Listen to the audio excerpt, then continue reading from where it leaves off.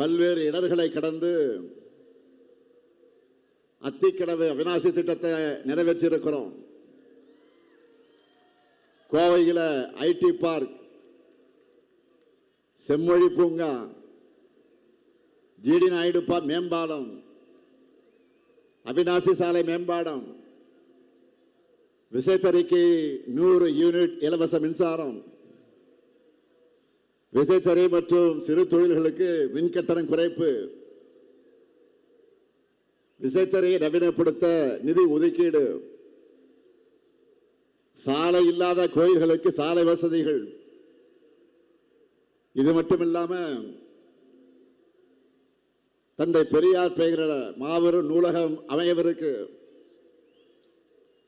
உலகத்தரத்தில் cricket stadium அமையவிருக்கிறது. Vellur பகுதியில் தொல்லியல் ஆய்வு நடக்க இருக்கு. தோழி விடுதிகள் கட்டப்படவிருக்கு. சூலூர் பகுதியில் செமிகண்டக்டர் தொழில் பூங்கா வரப்போகுது. கோவை மாவட்டத்துக்கு 75 புதிய பஸ் வரப்போகுது. மேற்கு புறவழிச்சாலை அமைக்கப்படவிருக்கு. இது போன்ற ஏராளமான திட்டங்கள் மேற்கு மண்டலத்திற்கு வர இருக்கிறது.